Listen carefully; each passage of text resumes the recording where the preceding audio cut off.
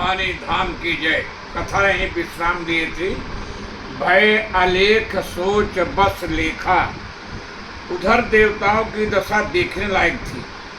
राम को भरत के स्नेह में बधा देखकर अब तो समस्त देवता घबरा ही गए और षड्यंत्र की योजना बनाने लगे।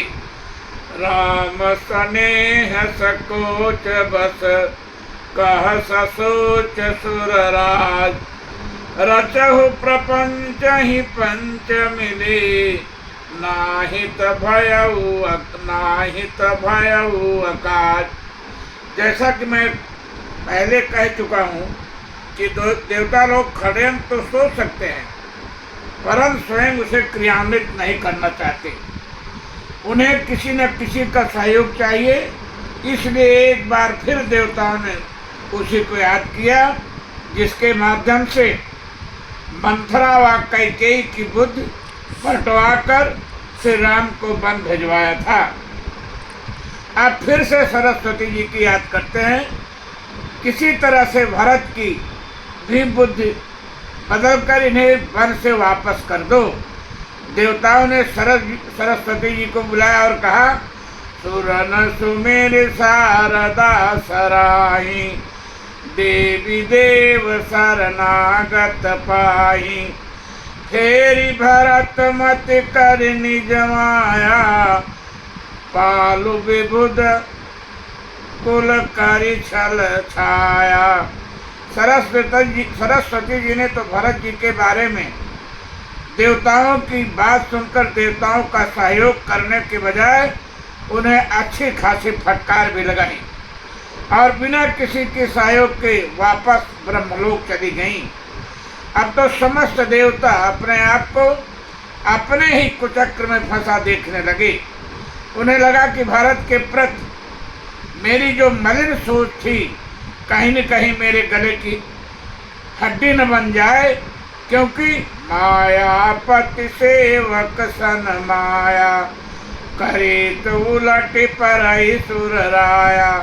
सरस्वती जी ने देवताओं से क्या क्या कहा। देवी देखें गोस्वामी जी के शब्दों में, विबुध विनय सुनि देवी सयानी बोली सुर सारथ जड़ जानी। मोहसन कहु भरत मति फेरू लोचन शासन सूझ मेरू। विधि हरिहर माया बड़ी भारी सोन भरत मत सकई निहारी।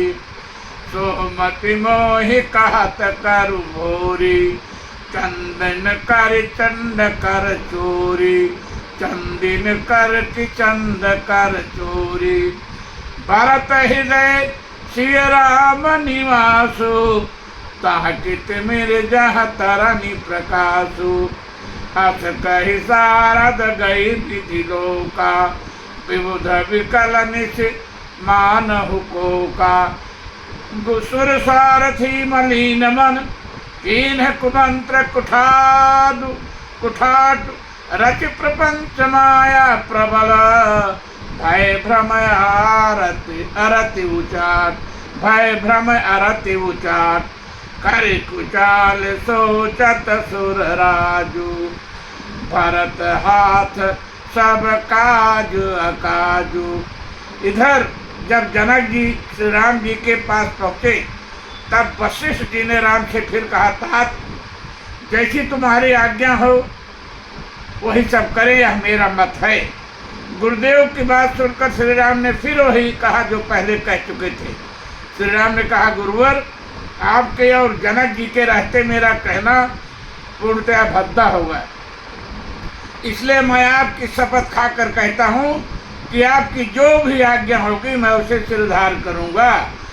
विद्यमान आपन मिथिलेषु मोर कहब सब भांति भदेषु।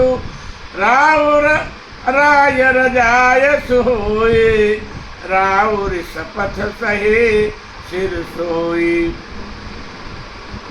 श्री राम की शपथ सुनकर तो गुरुदेव वशिष्ठ व जनक जी दोनों घबराकर संकुचित हो गए। पूरी सभा भी संकोच में पड़ गई। सभी भरत का मुंह देखने लगे कि राम को क्या उत्तर दिया जाए।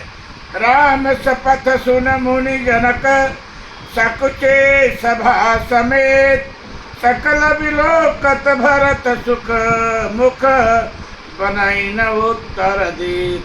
सकल विलोकत भरत मुख बनाई न उत्तर दे। श्री राम ने तो वशिष्ठ जी को भी संकोच में डाल दिया। प्रभु धर्म के पालन हेतु अवतरित हुए हैं। धरा पर धर्म की स्थापना उनके अवतार का हेतु है। गुरुदेव या जनक जी यदि राम को लौटाने की आज्ञा दे तो कार्य धर्म के विपरीत होगा।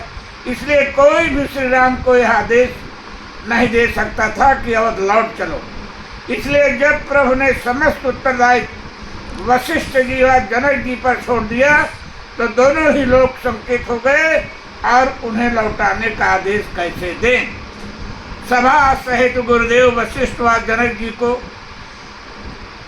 इस संकोच से उबारा श्री भरतलाल जी ने। वो बड़ी सहजता से धारण धारण कर प्रभु से बोले, हे प्रभु, आप मेरे माता पिता गुरु स्वामी पूज्यों परम हितैषी हैं। मेरे हृदय की बात को अच्छी प्रकार से जानते भी हैं। यद्यपि मैंने मोहबस पिताजी के एवं आपके वचनों का उल्लंघन किया है, परंतु फिर भी आपने मुझे क्षमा प्रदान किया है। इसीलिए आपकी रीत, आपका यश संसार में प्रसिद्ध हो। अब तो केवल आपसे मेरी विनय है कि नाथ निपट मैं कीन ढिठाई, स्वामी समाज सकोच बिहाई। अभिनय विनय जथारुत वानी, क्षमे देव अति आरति जानी। सुहृद सुजान सुसाहिब, बहुत कहब बड़े खोर, आय सुदेय देव अब समय सुधारी मोर। सियावर रामचंद्र की जय। बस अब यही कथा विश्राम लेगी। भवन भवानी धाम की जय।